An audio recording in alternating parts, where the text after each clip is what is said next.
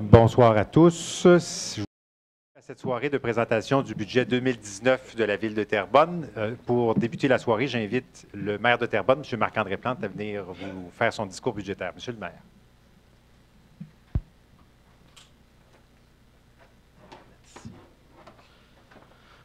Alors, bonsoir à tous, citoyens, citoyennes de Terrebonne, collègues, membres du conseil municipal, membres des médias, chers amis, à vous tous, bonsoir. Avant de débuter, j'aimerais prendre une minute pour mettre en contexte l'exercice de ce soir, car il s'agit d'une réelle innovation dans le monde municipal. Rares sont les villes où la proposition budgétaire est présentée en assemblée citoyenne environ 3 semaines avant son adoption devant le conseil.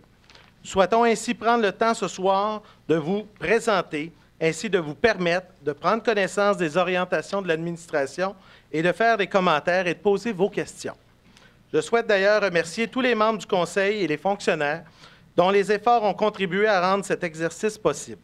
Ce budget est réellement le premier de cette nouvelle administration.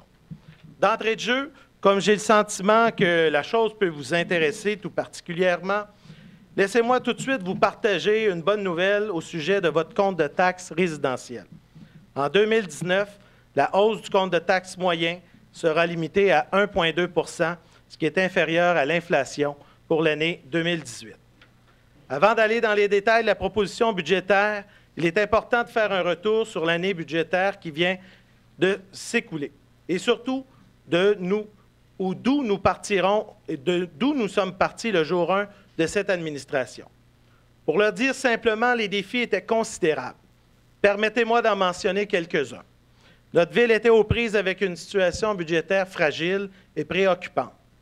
Nos modes de gestion devaient être modernisés et nos pratiques étaient souvent opaques.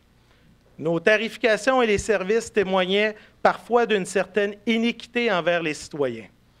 Redresser la barre exige naturellement à la fois des mesures immédiates et des efforts sur plusieurs années. C'est ce à quoi s'est attelée notre administration au cours de la dernière année. Vous savez, par exemple, depuis 1 an, nous avons débuté un rééquilibrage de la taxation entre les secteurs résidentiels, commercial et industriel.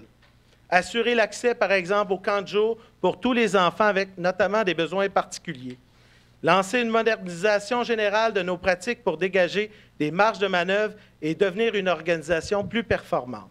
Et pour faire de la transparence une marque de commerce de cette administration, nous avons constitué un partenariat novateur avec la Ville de Laval pour la mise sur pied d'un bureau d'intégrité et de l'éthique Laval-Terrebonne. Fort de notre élan, nous sommes résolus à poursuivre et accélérer notre plan de transformation de l'administration municipale. Il s'agit d'un plan sur 4 ans. Nous doter d'une ville moderne, plus performante, plus juste et surtout plus ouverte. Afin d'atteindre les objectifs de notre plan, il me fait grand plaisir de vous présenter les orientations de notre administration pour la prochaine année. À ce titre, notre proposition budgétaire 2019 est empreinte de 3 valeurs fondamentales: la transparence, l'équité et la responsabilité face à l'avenir. Et il s'inscrit sur 3 axes principaux: la qualité de vie des familles et de nos aînés, l'environnement et la modernisation de l'administration municipale. Terrebonne est une ville jeune et une ville avec de jeunes familles. C'est l'une de nos plus grandes richesses et c'est pourquoi l'offre d'activités sportives, culturelles et de loisirs s'inscrit comme les premiers axes stratégiques de notre administration. Face à un équilibre budgétaire toujours fragile, il nous faut prendre aujourd'hui les moyens pour pérenniser la qualité de l'offre de nos services pour l'ensemble des familles et des aînés.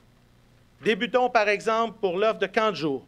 Ceux-ci sont un joyau pour les citoyens et les familles de Terrebonne, en plus de contribuer à notre attractivité auprès des jeunes familles qui cherchent à s'établir sur la couronne nord. Or, au rythme actuel, la pression sur les ressources humaines et budgétaires et la popularité grandissante de nos camps risquent à terme de compromettre la quantité et la qualité de l'offre de services. En conséquence, j'annonce que nous allons mandater la Commission du développement social et communautaire de mon collègue Simon Paquin de faire des recommandations au Conseil dans les plus brefs délais sur les meilleures mesures pour garantir la pérennité de l'offre de camp de jour à Terrebonne. Notamment, le mandat de la Commission s'inscrira dans le respect intégral des 4 principes suivants: D'abord, le maintien de la gratuité pour les familles à faible revenu. Deuxièmement, le maintien de l'offre 5 jours semaine pour les enfants ayant des besoins particuliers. Troisième aspect, l'offre d'un salaire moyen de 15 $ l'heure d'ici 5 ans pour les moniteurs afin de répondre aux défis d'embauche et de rétention du personnel. Et finalement, conserver l'un des tarifs les plus bas sur la couronne nord à Terrebonne dans une optique d'un départage, comme la Ville s'y était engagée en 2001, 50-50, la contribution de la Ville sera toujours la même, comme s'y était engagée à l'époque lors de la fusion municipale.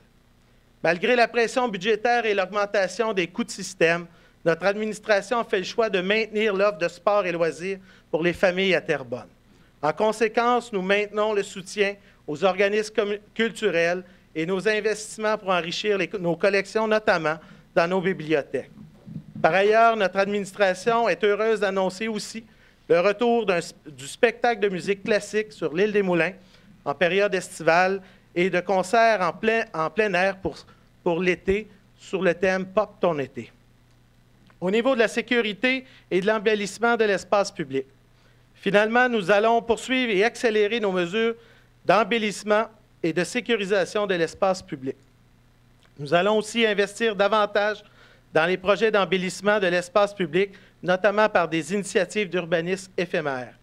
À travers l'exercice du budget 2019, nos efforts nous permettront d'assurer la pérennité des activités sportives, sociales et culturelles et de développer de véritables milieux de vie pour les familles et nos aînés de Terrebonne.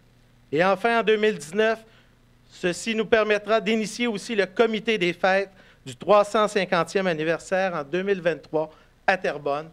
Aussi, l'étude de la candidature de Terrebonne pour les Jeux du Québec pour 2024 sera soutenue financièrement au niveau de l'étude.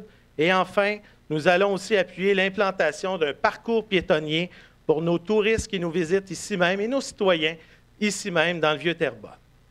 Le deuxième axe de ce budget, c'est l'environnement. Une ville plus verte, plus équitable, plus éco-responsable. L'environnement constitue le deuxième axe stratégique de ce budget. Il nous faut prendre la mesure de ce défi global à notre échelle. Il nous faut encourager les comportements éco-responsables et poursuivre le développement de nos infrastructures vertes. Cet axe stratégique sera guidé par 3 principes. La recherche d'une grande équité, la représentation du juste coût pour la collectivité et l'éco-responsabilité. Comme première mesure, j'annonce une révision en profondeur de la fiscalité touchant le développement immobilier et le financement de nos infrastructures vertes. Je fais référence ici aux contributions pour fin de parc.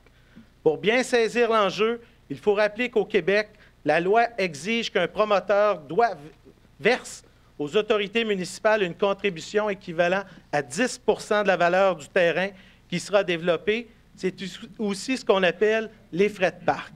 Ces sommes sont alors dédiées à la création de parcs, de terrains de jeu et d'espaces naturels.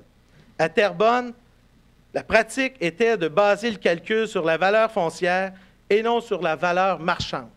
Or, la juste valeur marchande est souvent bien supérieure à la valeur foncière.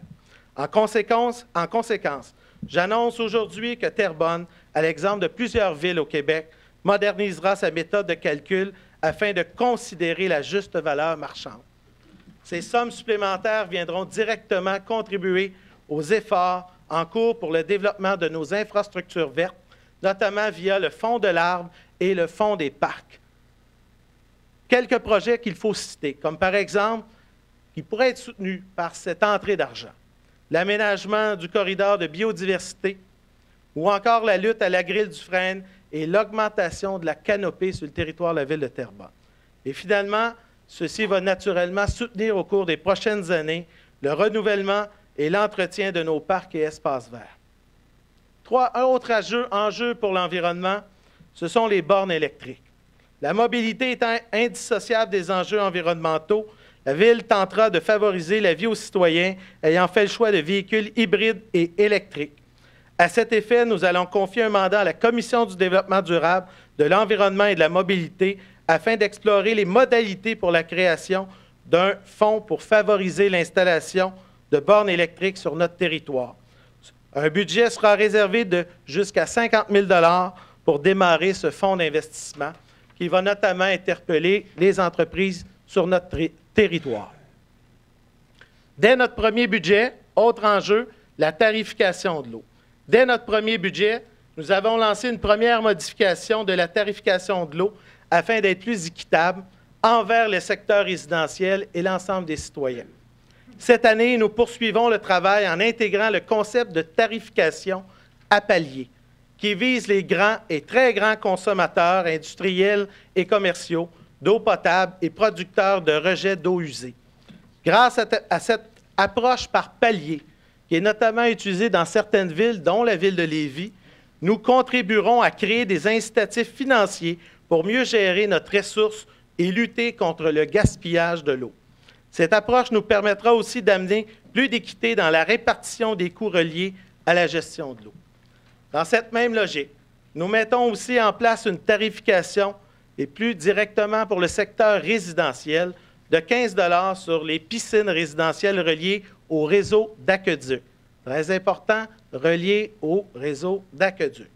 Pour les résidences qui n'ont pas de piscine, le budget 2019 présente donc un gel du compte de taxe d'eau qui est actuellement à 240 $. Cela dit, soucieux de la capacité de payer des citoyens, il faut rappeler que même pour les résidences visées par la mesure sur les piscines, la tarification totale de l'eau demeurera inférieure à ce qu'elle était à l'arrivée de notre administration en 2017. Alors, la tarification, elle était à 260 $. Au niveau troisième axe, la gestion municipale et l'image d'une ville qui est moderne. Au fil des dernières années, Terrebonne a radicalement changé. Elle est passée d'une ville de banlieue à la 10e plus grande ville du Québec. Il faut maintenant que son administration municipale, dans sa gestion et sa gouverne, reflète cette réalité. Tout d'abord, nous continuerons de mettre de l'avant des réformes administratives afin de générer des gains de performance et ainsi améliorer la qualité et la pérennité des services aux citoyens. La chose n'est pas anodine. En 2018, cela nous a permis de combler 40 % du manque à gagner avec lequel nous devions composer pour avoir un budget équilibré. 40 %, c'est 4,1 millions d'économies réalisées à l'interne grâce aux efforts de nos employés et la révision des programmes qui vont justement nous assurer leur pérennité pour l'avenir. Des cols blancs aux cols bleus, sans oublier les professionnels et tout le personnel de soutien, je veux profiter de l'occasion de ce discours budgétaire pour féliciter et remercier nos employés pour leur contribution exceptionnelle à cette entreprise de redressement de nos finances. Jamais l'administration n'avait contribué autant à l'effort pour atteindre l'équilibre budgétaire. Fort de ce succès collectif, l'année 2019 sera celle aussi de la poursuite de ces efforts avec, par exemple, la création d'un bureau du citoyen, un véritable guichet unique qui facilitera les interactions entre les citoyens et la Ville. Plus de 200 000 requêtes sont reçues annuellement par la Ville de Terrebonne. Nous souhaitons renforcer l'expérience et la qualité des échanges entre l'administration municipale et nos citoyens. Deuxième aspect, c'est la poursuite de notre planification stratégique, mais notamment d'un enjeu qui est celui de la construction d'un nouvel hôtel de ville et du regroupement de nos services, ce qui contribuera naturellement à la synergie de nos équipes. Et enfin, la poursuite de la révision systématique de nos processus dans la logique de la démarche T2025 afin de devenir une organisation moderne et apprenante. Certains, voire plusieurs d'entre vous, remarqueront que notre dette demeure très importante et je vous assure d'une chose, votre maire aussi y pense tous les jours. Sans minimiser la situation, il faut prendre en compte que nous avons aussi, malgré une dette de plus de 500 millions de dollars, il faut quand même tout de même rappeler que nous avons des actifs d'1,75 milliard aussi. Les citoyens collectivement sont aussi riches d'actifs qui ont été récemment développés sur notre territoire. Et d'ici 2 à 3 ans, certains de nos actifs immobiliers seront d'ailleurs transformés en actifs financiers. Notre orientation cette année est que ces actifs financiers, qui seront à maturité très bientôt, servent en priorité à 3 choses au cours des prochaines années. D'abord, à nous redonner une marge de manœuvre budgétaire qui est importante, à assurer aussi la pérennité de nos services actuels, mais surtout à réduire le poids de notre dette actuelle à la Ville de Terrebonne. Cette démarche sera encadrée dans une politique de gestion de la dette et des surplus que nous annoncerons dans le courant de l'année 2019. Finalement, j'annonce la mise en place de 2 innovations dans notre mode de gouvernance afin de contribuer au renforcement de la démocratie de notre ville. Le premier est la mise sur pied des conseils de quartier. Chacun des 16 quartiers comptera sur un conseil, ce qui permettra à un plus grand nombre de citoyens de pouvoir s'exprimer plus facilement et plus directement et se faire entendre et proposer des projets. D'ailleurs, un budget participatif sera en œuvre dès 2019 pour soutenir des initiatives locales issues des citoyens. Deuxième mandat spécial qui sera confié, c'est celui à la Commission des finances. Ce mandat spécial portera sur le suivi et la cohérence budgétaire et s'échelonnera sur l'ensemble de l'année. Vous savez, l'exercice annuel de construction et d'adoption du budget doit être le réel rendez-vous de décision démocratique dans notre ville. Si nous le modifions constamment, ce budget, au gré des demandes ponctuelles, le processus budgétaire perd en substance, mais aussi en légitimité. Fort de ce nouveau mandat, la Commission aura pour tâche d'assurer le respect des engagements que nous prenons aujourd'hui devant les citoyens. Plus encore, c'est elle qui devra évaluer toute nouvelle demande de modification budgétaire qui se présenterait en cours d'année. Cette innovation est non seulement une première pour Terrebonne, mais pour l'ensemble du monde municipal. C'est là une démonstration concrète de notre capacité à moderniser nos pratiques de gestion et de gouvernance. Ainsi, j'annonce que Mme Nathalie Bellavance sera, ni plus ni moins, la grande argentière du Conseil de ville.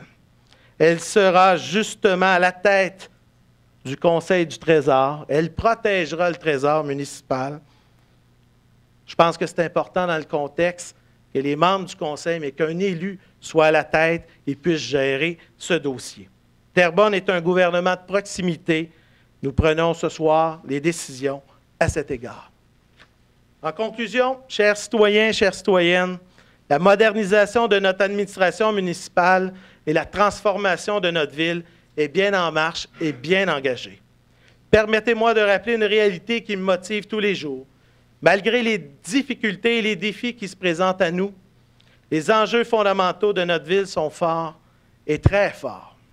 En effet, Terrebonne, c'est une population jeune et dynamique, des actifs majeurs sous forme de terrains et bâtiments, un potentiel de croissance résidentielle, commerciale et industrielle significatif, des centaines de millions de projets d'investissement privés en cours ou sont imminents. Dans un tel contexte, il n'y a pas une ville au Québec où les astres ne sont pas mieux alignés pour bouger. Il n'y a pas de ville au Québec avec un tel potentiel aussi extraordinaire. Il n'y a pas de ville au Québec mieux équipée pour relever un tel défi de modernisation. Nous avons un bon plan, nous avons une fonction publique compétente pour la mettre en œuvre. Plus tard, j'expliquerai notamment le plan triennal d'immobilisation jusqu'en 2021. Vous verrez que nos intentions y sont clairement exprimées. Je n'ai aucun doute sur notre réussite collective et que le budget 2019 incarne cette vision du changement pour Terrebonne. Merci. Bonne soirée.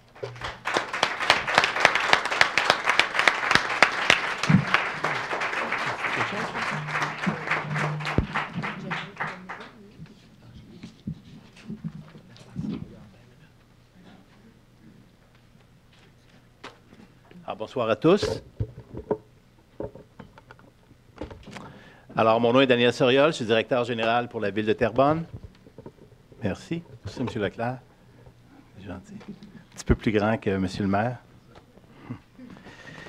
Alors, il me fait plaisir ce soir d'être ici avec vous pour animer une partie de la soirée avec ma collègue Lison Lefebvre, qui est directrice de l'administration et finances et trésorière de la Ville. Et bien sûr, avec M. le maire qui prendra une partie, je vais vous expliquer sous peu le fonctionnement de la soirée.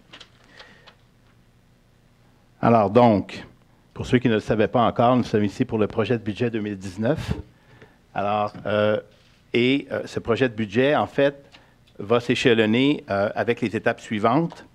Donc, il y a eu 25 octobre et 1er novembre, 2 journées, en fait, une journée et une demi-journée, 1er novembre, une demi-journée de travail avec la fonction des directeurs, avec les directeurs de la ville et le conseil de ville, afin d'arrimer un budget qui se voulait cette année un budget participatif pour les élus. M. le maire en a parlé un peu tantôt dans son budget, mais peut-être revenir un peu sur le détail de ces 2 journées. En fait, le 25 octobre, c'est bon? Alors, le 25 octobre, il y a eu une journée où les directeurs de la ville, la fonction supérieure de la ville, la fonction stratégique de la ville, avaient déjà travaillé dans le principe d'un remue-ménage à faire émerger des mesures qui permettrait aux élus de dégager une marge de manœuvre dans le budget 2019. Donc, il y avait en fait 66 mesures au total qui avaient été ciblées. Ces mesures étaient des mesures soit des réductions de dépenses ou de nouveaux revenus possibles, ou un réaménagement aussi de la façon qu'on donne le service aux citoyens. Ce qui a permis justement de dégager ou d'amener un budget avec un taux de taxe de 1,2 %. Donc, cette journée a permis justement aux élus, pour chacune des mesures, de prendre une position, de voter avec des télévoteurs et donc de faire en sorte que chaque élu puisse impacter le budget et faire en sorte que ce budget-là, ça leur ressemble, en fait. Donc, c'est une façon de faire qui est quand même assez innovante pour en avoir parlé avec des directeurs généraux d'autres villes. Il n'y a pas vraiment d'autres villes, à ma connaissance, qui ont procédé comme ça et les commentaires des élus, je pense, font en sorte que cette approche-là a été vraiment appréciée et probablement à répéter aussi au cours des prochaines années. Alors, 25 octobre, la semaine qui a suivi, les élus ont réfléchi sur la proposition de budget qui avait été élaborée le 25 octobre et le 1er novembre, donc une semaine plus tard, les élus se sont rencontrés pour prendre position par rapport à un budget, un projet de budget qui est déposé ce soir, donc le 22 novembre, présentation citoyenne aux citoyens du projet de budget. Par la suite, dans les étapes qui suivent, il y aura à la séance régulière du 10 décembre, divulgation des taux et des tarifs qui découlent de ce budget. Et à la séance, il y aura toujours le 10 décembre, il y aura une séance spéciale où on adoptera le budget et le plan triennal d'immobilisation. Par la suite, le 21 janvier, il y aura adoption des taux et des tarifs qui auront déjà été divulgués le 10 décembre et finalement, envoi des comptes de taxes, envoi des bonnes nouvelles le 4 février prochain. Alors, la soirée va se structurer de la façon suivante. Alors donc, je vais vous dresser un court portrait de la ville de Terrebonne, peut-être des éléments que vous êtes moins familiers avec.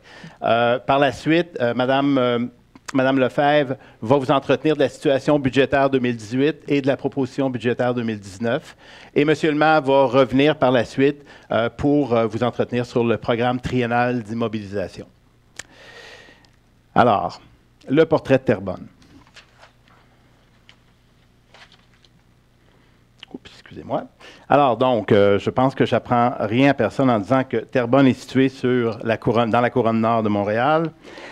Mais encore, c'est un territoire qui compte 154 km², donc c'est une ville quand même qui est assez vaste, qui est surtout dans une forme, disons, qui n'est pas très pratique, parce que pour effectuer des services, soit qu'on passe au travers des villes voisines ici pour se rendre du secteur La Plaine au secteur Lachenay, ou qu'on fait le tour par les autoroutes et le chemin Gascon. Donc, sur le plan des déplacements, ça entraîne quand même des déplacements importants au niveau de l'offre de services, principalement en matière d'entretien du territoire. C'est effectivement une densité qui est à la hausse avec les types d'habitations qui se construisent de plus en plus sur le territoire. Peut-être avant de passer à la diapo suivante, vous mentionnez faire un saviez-vous que, si vous permettez. Alors donc, saviez-vous que Terrebonne dépense année après année 10,4 millions en déneigement? On a à Terrebonne près de 600 km de rues, 595,8 km de rues. On compte 80 bâtiments de tout type, donc des chalets, le bâtiment ici, l'hôtel de ville, ainsi de suite. On compte 55 stations de pompage à des fins d'aqueduc ou d'égouts. On compte 10 537 luminaires de rue, ce qui n'est pas rien. 2296 mètres carrés d'espace vert, donc 23 millions de pieds carrés d'espace vert qui appartiennent à la ville, ce qui est énorme par rapport aux villes comparables. 128 km de réseau cyclable, de pistes cyclables.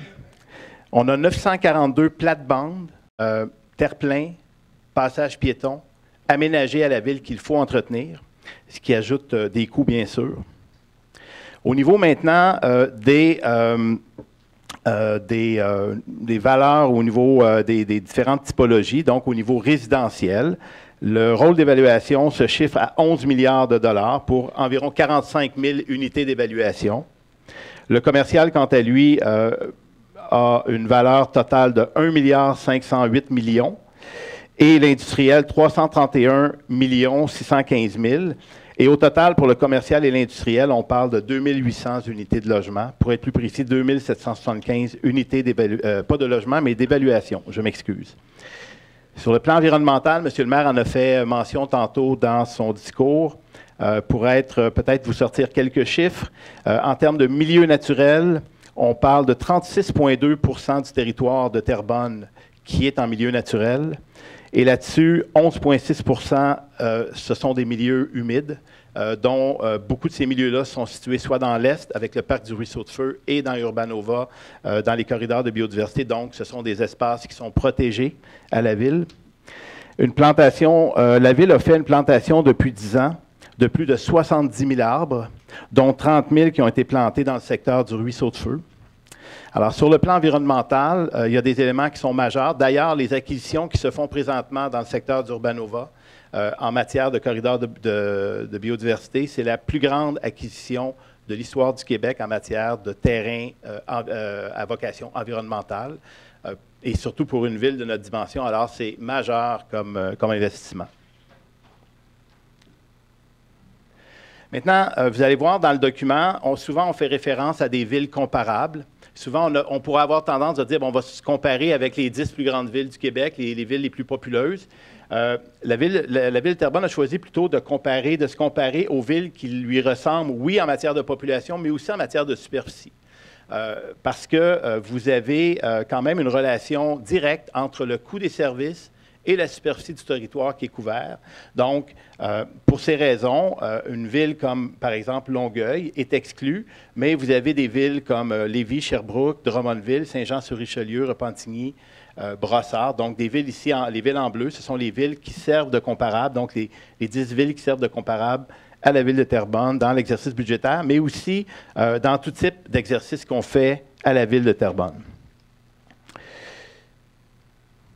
Au niveau du portrait démographique de la ville, alors la ville compte, en fait, au dernier recensement, en 2018, comptait 115 561 habitants. Ce qui est important de noter, c'est que c'est une croissance quand même qui est importante depuis 2012. Alors, on parle d'une croissance de 10 de la population de la ville depuis 2012. Vous allez voir un peu de quelle façon, en fait, à quoi ressemble cette population. C'est une ville jeune, donc c'est une ville qui a un âge moyen de 38 ans, comparé à une moyenne provinciale de 41,9 vous avez de jeunes familles, donc dans la population des 0-14 ans, 20 de la population de Terrebonne qui se trouve dans le 0 à 14 ans, alors que la moyenne québécoise est à 16. Et le revenu médian des ménages est à environ 79 000 par famille, alors que la moyenne québécoise est à 59 822. Donc, on peut dire que Terrebonne, c'est malgré tout une ville riche. C'est une ville riche et une ville jeune. Si on coupe ça, vous allez voir tantôt avec le profil, le taux de chômage, je vais vous le montrer tout de suite. Donc, au niveau du taux de chômage, la deuxième colonne, donc ce qui est juste ici. Vous voyez que Terrebonne, en fait, c'est Montréal. On n'a pas de données spécifiques à Terrebonne. On a un taux de chômage à 6,1 en 2016. Malheureusement, on n'a pas de données plus récentes. Pour le Québec, on est à 5,2 alors donc, on a un taux de chômage dans la région de Montréal qui est relativement supérieur. On peut penser, il y a déjà des chiffres qui ont circulé, entre autres au niveau du CELDEM, pour un taux de chômage à Terrebonne qui est en deçà de celui de la région de Montréal, donc inférieur à 6,1 J'ai entendu déjà des chiffres autour de 5,8 pour 2017. Ce qui est important donc de noter, c'est qu'il y a donc, oui, un taux de chômage qui est dans la moyenne ou un peu en haut de la moyenne. Cependant, en matière de capacité de la Ville à répondre aux demandes locales d'emploi, à la spécificité des emplois, particulièrement dans le domaine industriel, il n'y a pas de pénurie d'emplois. Donc, ce qui fait que nos employeurs trouvent sur le territoire ou dans la région une main-d'œuvre qualifiée pour le faire. Ce qui fait qu'on peut qualifier Terrebonne, si on revient à le revenu médian des ménages, je vous ai dit que c'était des revenus qui étaient quand même importants par rapport à la moyenne québécoise. Ce qu'on peut dire, c'est que Terrebonne, c'est une ville entrepreneuriale et c'est une ville aussi sur le plan... donc, il y a une formation, la plupart ou la majorité des emplois, c'est des emplois techniques, de niveau technique. On le voit d'ailleurs avec le premier élément qui dit que, en fait, qui vous montre que Terrebonne est légèrement en dessous au niveau de l'obtention d'un bac. Donc, on est à 17,1 versus 25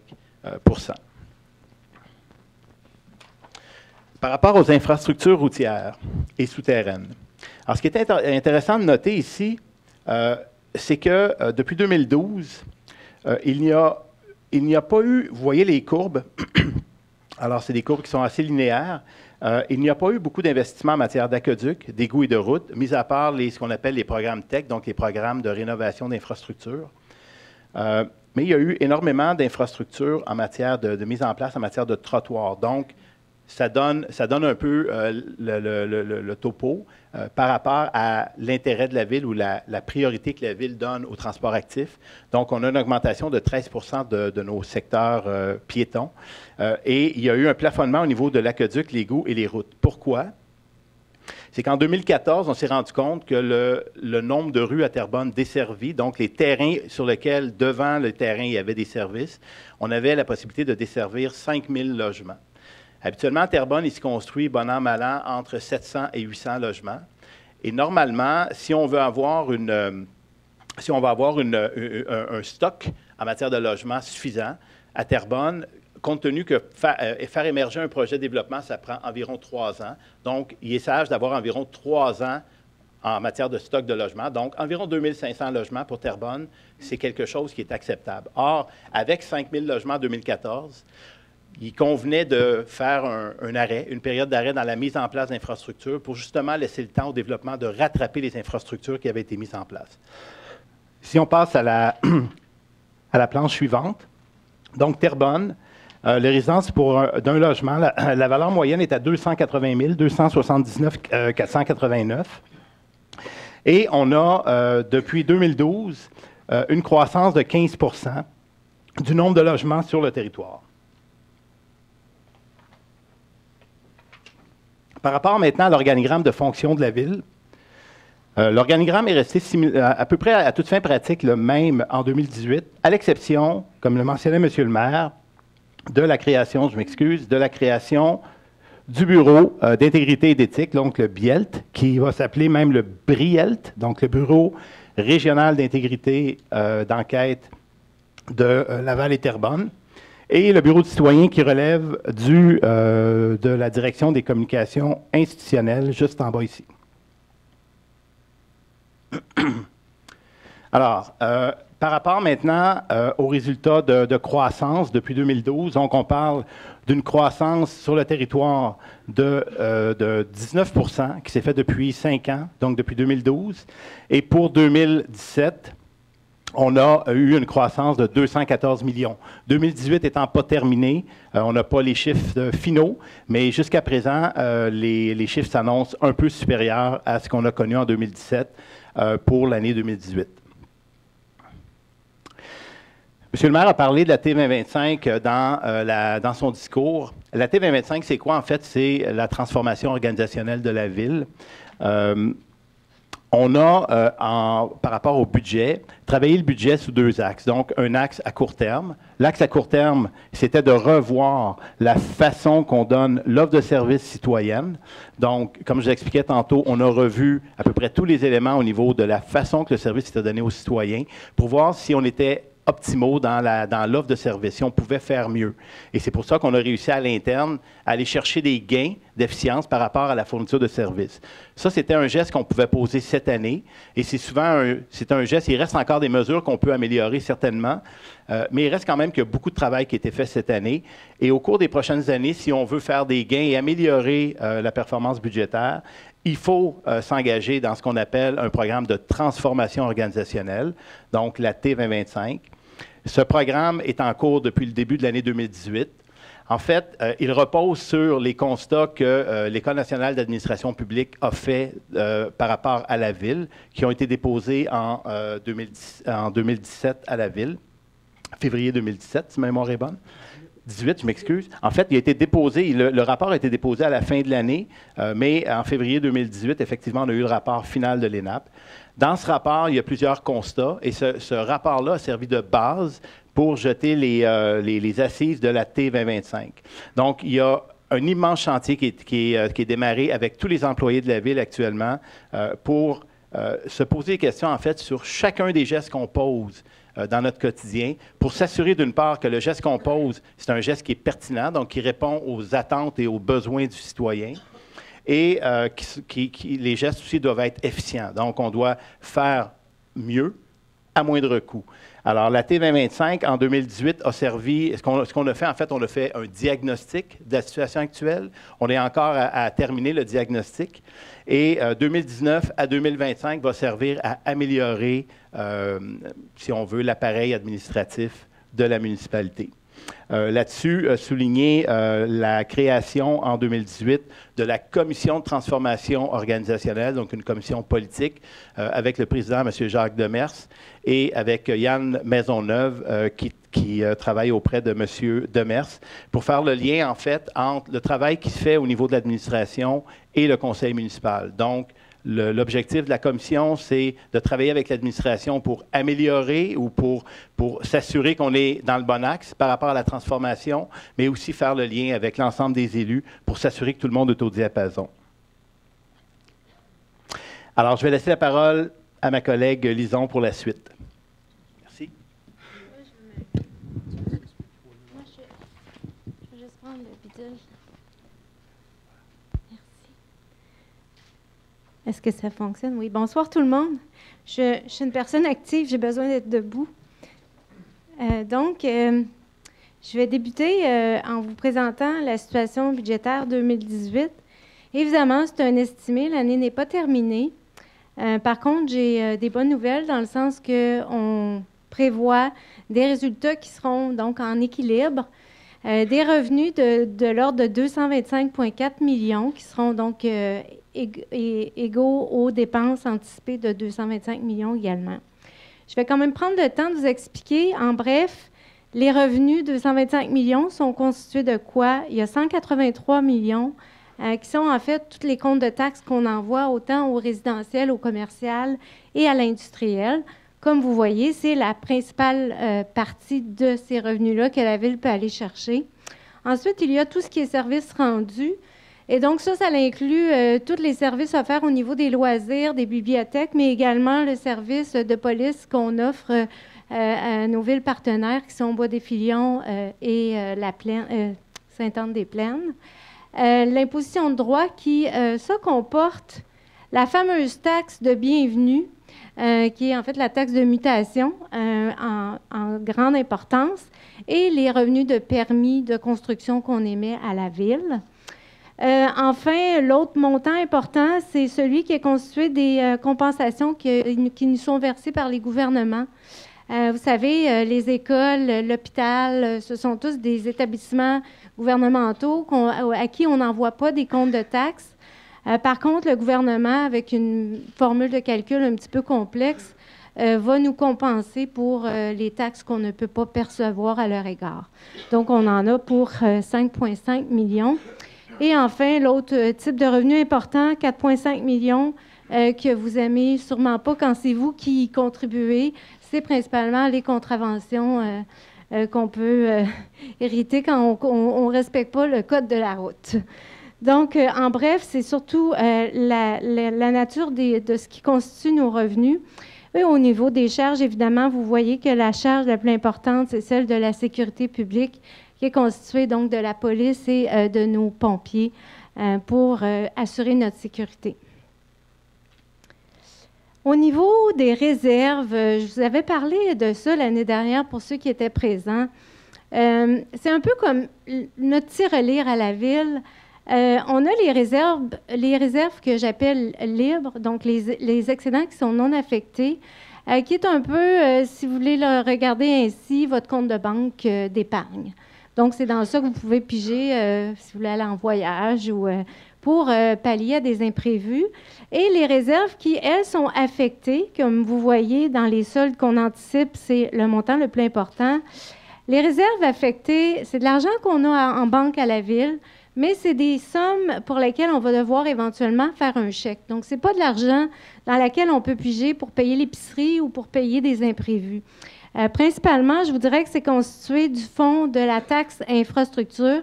Je ne sais pas si vous vous rappelez sur votre compte de taxe, vous avez une ligne qui est un 3,5 cents par 100 $ d'évaluation qui vous est imposée pour créer un fonds pour payer, en fait, le service de dette de toutes les infrastructures qu'on doit faire pour pouvoir bénéficier du maximum de subventions que les programmes des gouvernements avec la taxe de l'essence nous permettent d'aller chercher. Et donc, c'est par le biais de ce fonds-là qu'on vient payer le service de dette. Donc, c'est une somme qu'on ne peut pas utiliser pour d'autres fins. Il y a également des sommes pour des règlements d'emprunt qu'on a mis de côté pour au moment où on va refinancer ces dettes-là, on va devoir les rembourser au comptant, donc on ne peut pas non plus les utiliser à d'autres fins. Et dans ce montant-là, anticipé de 22,5 millions dans l'année, à la fin de l'année 2018, il y aura les sommes de 1,5 million qui ont été prévues être affectées dans le budget 2019 que je vous expliquerai un petit peu plus loin. Donc, les réserves libres anticipées, 3,7 millions à la fin de 2018. Vous constaterez que c'est quand même pas énorme. Les bonnes pratiques nous imposeraient d'avoir un solde d'environ 5 % de nos revenus de fonctionnement. Donc, 5 % de nos revenus de fonctionnement, ça équivaut environ à 11 millions. Nous sommes à 3,7, donc il nous manquerait un près de 8 millions à mettre de côté dans notre réserve libre dans les prochaines années. Par contre, on garde le cap parce que, comme M. le maire en a précisé tout à l'heure, on a des actifs immobiliers quand même importants qui sont peut-être pas à maturité maintenant, mais qui seront éventuellement vendus. Et ça va nous permettre de venir renflouer notre réserve libre. Et également, en 2019, il est prévu d'avoir une politique de gestion des excédents pour justement assurer l'atteinte d'une cible qu'on aurait identifiée à cet égard-là en vertu des bonnes pratiques. Au niveau de la dette, M. le maire en a parlé tantôt. Moi, je vais vous parler de la dette, mais de la dette émise de la ville seulement, parce que M. le maire a parlé de la dette consolidée, qui est la reddition de comptes qu'on fait en vertu des normes comptables, qui incluent les organismes qui sont dans notre périmètre comptable, dont, par exemple, les complexes sportifs Terrebonne ou l'organisme GPAT, qui fait partie de cet état de consolidé. Moi, ici, je vous parle de la dette ville uniquement. La dette que l'on anticipe pour la fin 2019 dépassera 450 millions quand même, juste pour la ville. C'est sûr qu'on investit beaucoup dans les infrastructures. Ce qui est prévu dans la prochaine année d'émettre comme dette, c'est évidemment pour financer les travaux qui auront lieu au niveau de l'usine d'assainissement de la Pinière. Il y aurait également près de 10 millions d'investissements qui vont être faits dans les infrastructures pour pouvoir justement assurer d'aller chercher le maximum de subventions du gouvernement. Il y a une partie de ce 10 millions-là que le gouvernement va nous aider à payer au fil du temps le service de dette. Il y a également un 4,5 millions qui est prévu pour les terrains de biodiversité dans Urbanova, qu'on va débourser au cours de l'année et donc qu'on va emprunter. Enfin, il y a le chemin Gascon, pour certains d'entre vous, qui a participé aux discussions à cet égard, qui va faire partie des investissements, donc de la dette qu'on va émettre au cours de la prochaine année. Je pourrais vous donner une liste, là, mais je me limite au plus gros morceau, disons. Au niveau de la proportion de la dette totale, ça, c'est le pourcentage de la dette sur les revenus. Donc, 184,6 %. Vous me demanderez peut-être, est-ce qu'on est bon? Est-ce qu'on est sur la cible? En fait, la réponse, pour l'instant, je dois vous dire que la cible n'est pas définie.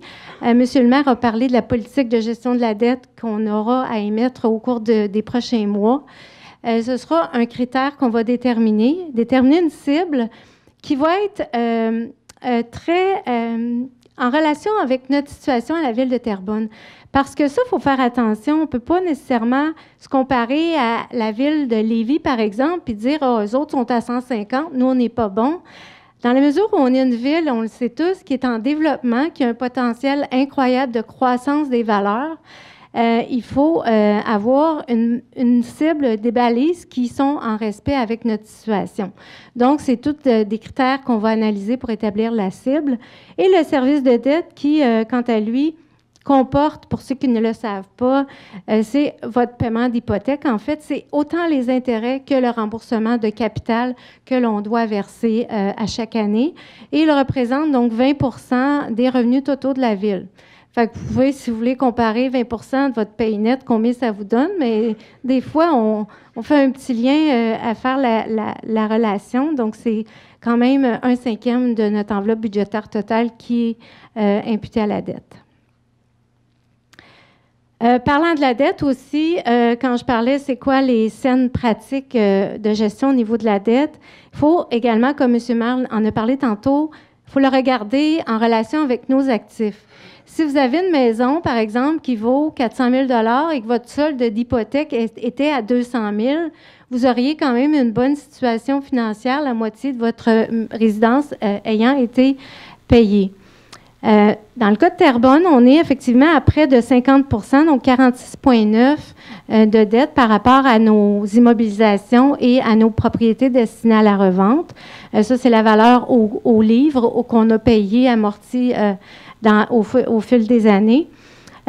Ce qu'il faut aussi regarder, si vous avez votre maison dont je parlais, dont la moitié de l'hypothèque est payée, mais que les fenêtres étaient à refaire, la toiture, la clôture, ça ne serait peut-être pas aussi favorable que ce que je vous disais tantôt.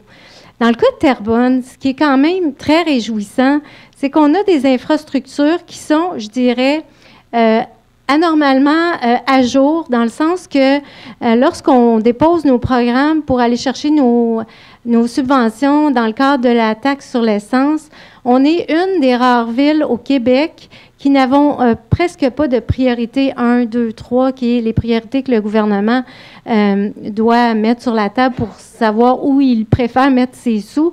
Et donc, on est vraiment une ville qui est à niveau, au niveau de ses infrastructures. Et ça, si on avait une dette plus basse, ça ne serait pas le cas. Donc, c'est quand même réjouissant. Au niveau de la composition des dépenses, je dois vous dire qu'on a fait, je pense, des tours de magie cette année avec le budget parce que la marge de manœuvre qui nous est octroyée quand on fait le budget, quand on s'assoit pour faire le budget, elle est très mince. En fait, la majorité des dépenses de la ville sont constituées d'obligations et d'engagements qu'on n'a pas le choix d'inclure au budget. Vous savez, une ville était autrefois là pour ramasser les vidanges et puis pour fournir de l'eau et déneiger. Il y a tous ces contrats-là, évidemment, qui font partie de nos dépenses obligatoires. Il y a également toute la rémunération, tous nos employés, les avantages sociaux, la rémunération et les avantages sociaux totalisent près de 50 %, donc 47 point quelque chose % de notre enveloppe budgétaire totale. Ensuite, les quotes-parts et les contributions que l'on fait aux organismes représentent à eux seuls 15 % du budget. Et donc, le service de dette dont je vous ai parlé tantôt, 20 %. Donc, si on fait le calcul, 50, 15, 20, on est rendu à 85 à part les contrats de déneigement, de cueillette d'ordures. Je vous dis qu'en bout de piste, la marge de manœuvre qui reste, dans laquelle on peut couper, il n'y a pas vraiment beaucoup de latitude de couper autre chose rendu là. C'est pour ça qu'il faut qu'on soit plus efficient et optimal dans nos opérations. Donc, la proposition budgétaire 2019 que je vous présente, avant, je vais faire un petit retour sur l'historique des taux. Les taux de taxe foncière totale, quand je dis totale, ça inclut le taux de base, de la taxe foncière de base, mais également la taxe infra de 3,5 sous que je vous parlais tantôt, elle est incluse dans ça. Et on a également la taxe environnement qui permet de couvrir les coûts pour tout ce qui est l'eau potable, l'assainissement, la cueillette des ordures. Donc, c'est inclus dans la taxe totale. Donc, vous voyez l'évolution depuis 2012 au niveau les taux de l'industriel 2,45 et le commercial 2,246. Ce que ça veut dire, ça, en fait, je vais vous parler, je ne vais pas prendre les termes trop scientifiques, mais de proportionnalité. En fait, ce qui est représenté ici, c'est que pour 92 sous du 100 $ d'évaluation qu'une résidence paie en taxes, une industrie va payer 2,45 du 100 $ d'évaluation. Donc, là, on voit que la proportionnalité, si j'augmente d'1 sou la taxe du résidentiel, je vais augmenter à une proportion beaucoup plus importante pour l'industriel. Et cette proportionnalité-là, c'est ce qu'on tente de maintenir et de rééquilibrer, comme M. le maire parlait tantôt, pour amener une meilleure équité entre les différents payeurs, ceux qui assument le fardeau fiscal. Donc, au niveau de la taxe foncière résidentielle, nos 10 villes comparables, on voit qu'on n'est peut-être pas dans les tops, on est quand même dans les plus élevés avant Sherbrooke. C'est quelque chose qu'on va tenter d'améliorer au fil des années, mais comme j'ai dit, avec le développement, ça laisse place quand même à amélioration. L'évolution, donc, on voit depuis 2012 que la croissance a été de 2,4 %.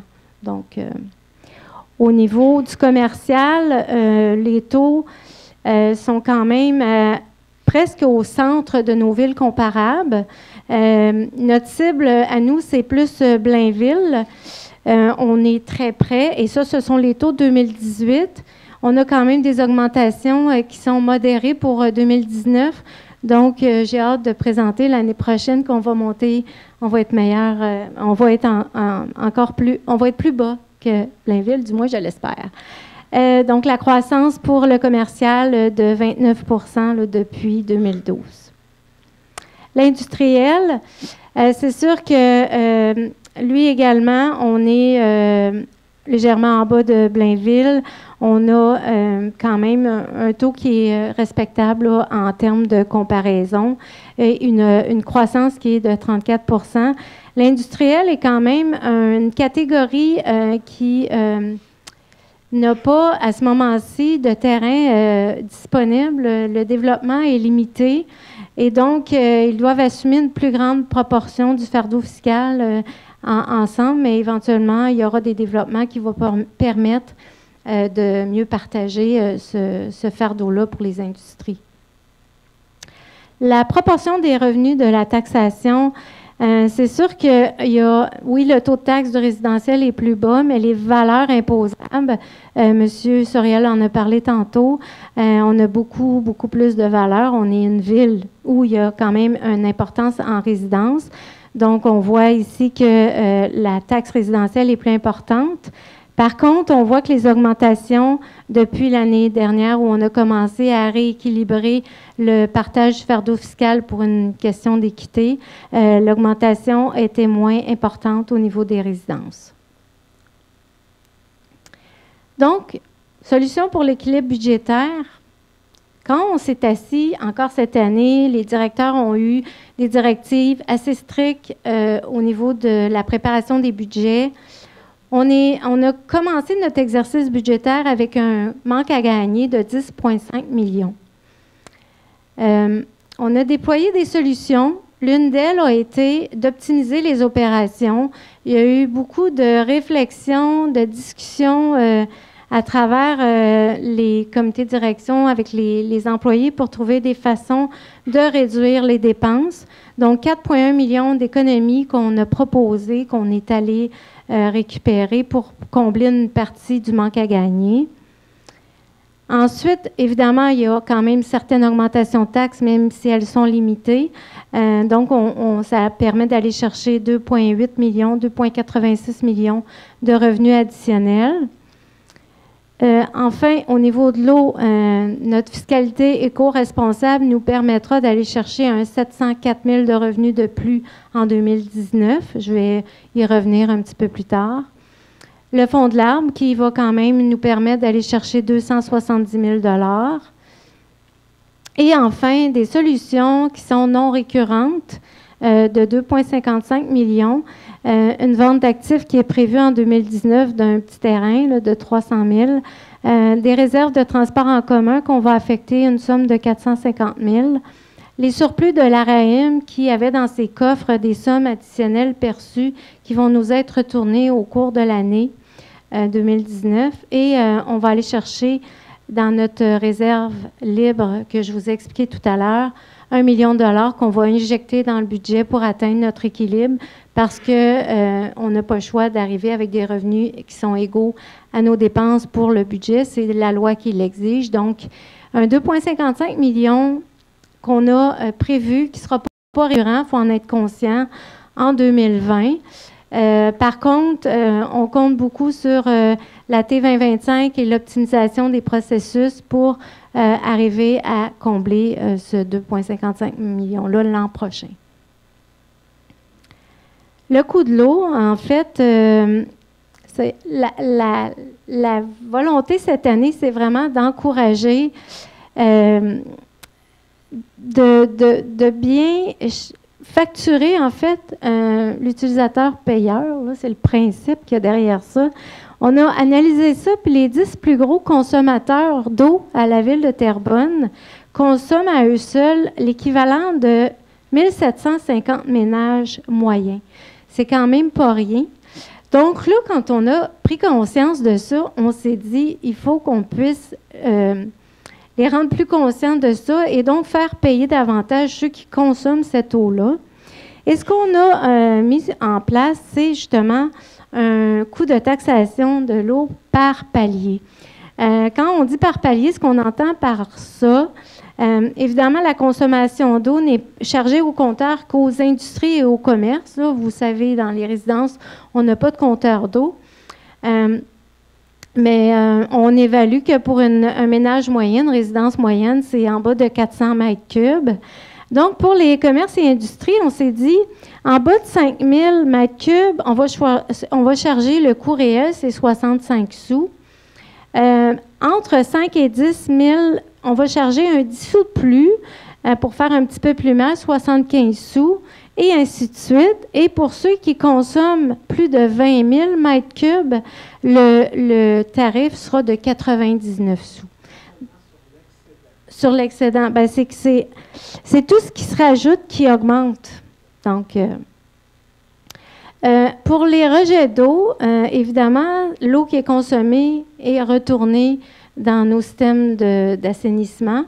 Et donc, ceux qui payent pour l'eau, la consommation d'eau au niveau des industries des commerces, ils sont également tarifés pour contribuer à payer le coût de l'assainissement des usines. Et donc, on a également instauré ce principe-là de taux par palier pour justement avoir une équité au niveau de l'utilisation de toutes nos infrastructures qui sont requises pour ça.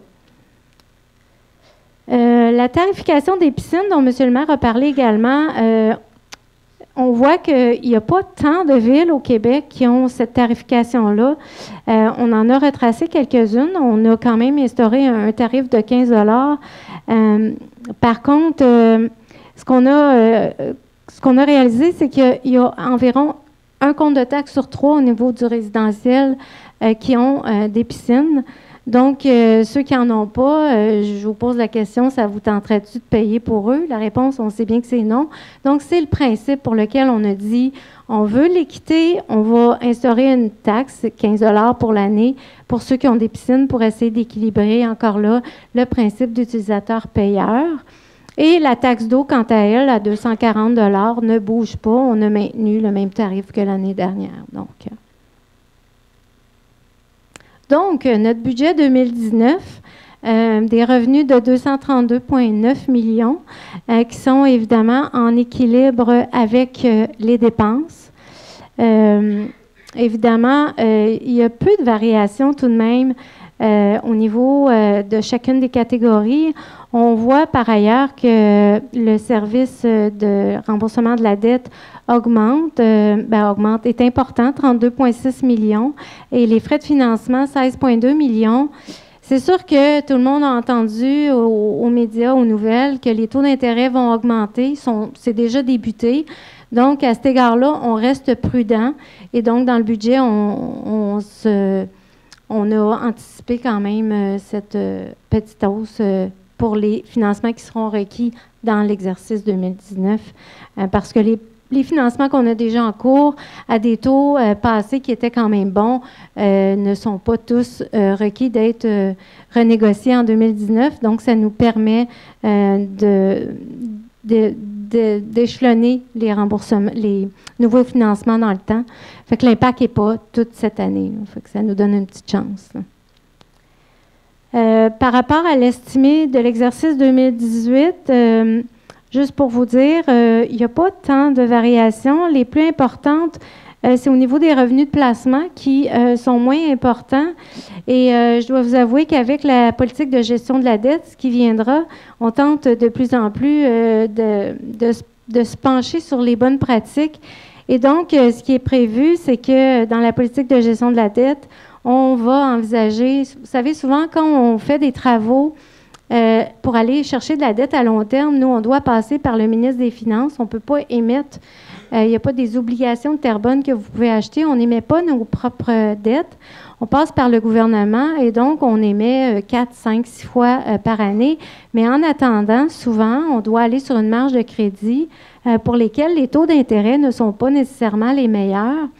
Et à l'inverse, les surplus que j'ai qui sont quand même les réserves qui sont affectées, que je vous ai expliqué tantôt, pour plus de 22 millions, c'est quand même de l'argent que la Ville bénéficie. On prend des placements, mais pour des emprunts temporaires qui sont payés par l'ensemble de la Ville, sur lesquels on va chercher du 1,5 % de revenus d'intérêt, alors que sur nos marges de crédit, on paye du 3,2 %. Dans la stratégie de la dette, on va essayer justement d'éviter d'aller payer des intérêts à la marge de crédit lorsqu'on a de l'argent dans notre compte qu'on peut utiliser temporairement en attendant d'avoir notre date de financement à long terme. Donc ça, c'est sûr qu'on va faire moins de revenus de placement, mais en bout de piste, la Ville va sauver au total. Et ça, évidemment, ça doit être consigné dans une politique très établie, parce que c'est pas moi, comme trésorière, qui décide de placer des sommes de rembourser des marges de crédit ainsi. Au niveau des affectations, évidemment, il y a la portion 1,5 million de revenus d'affectation qu'on va injecter qui vient des surplus, qui va réduire les charges, les dépenses en 2019. Variation des comptes de taxes. On y arrive. Monsieur le maire a parlé d'1,2 %. Donc, pour une maison unifamiliale de valeur moyenne, 279 489 $. On a représenté ici le compte de taxes que le citoyen va recevoir. Donc, la taxe foncière générale qui va augmenter dans le cas des... On est encore, et peut-être que la question n'est pas posée, mais certains vous la posez. Pourquoi on a encore les trois anciennes villes? En fait, c'est que tant et aussi longtemps qu'il restera une dette au secteur, donc les dettes qui existaient au moment de la fusion des trois villes, on va devoir garder les trois secteurs séparément. Et il y a également le secteur de Lachenay qui bénéficie d'une ristourne parce que BFI est sur leur territoire et donc qui fait une variante par rapport aux autres. Mais sinon, éventuellement, il n'y aura plus cette différence entre les 3 secteurs. Donc, c'est quand même sensiblement les mêmes résultats. 1,21 % d'augmentation pour Terrebonne, donc 35 $ sur le compte de taxe moyen qui va augmenter en 2019 par rapport à 36,59 ou 36,11 pour la plaine. Le compte de taxe de M. le maire, qui lui va augmenter de 1,51 % parce que M. le maire a une piscine. Donc, 63,14 $ qui va augmenter sur son compte de taxe. Au niveau des commerces, on a donné un exemple d'un commerce qui est évalué à 2 584 600. Pour les commerces, l'augmentation est légèrement plus élevée que pour le résidentiel.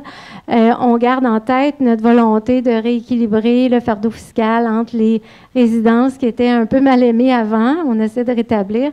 Donc, une augmentation de 2,5 % qui est quand même acceptable, je pense, pour eux.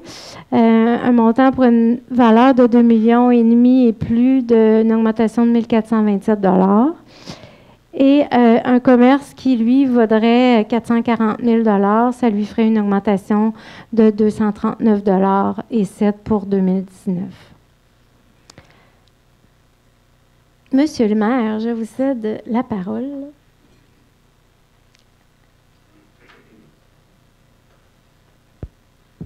Alors, rebonsoir. Maintenant, pour le programme triennal d'immobilisation, comme vous savez, chaque année, le conseil municipal doit entériner le plan triennal d'immobilisation, donc pour l'année 2019, 2020 et 2021.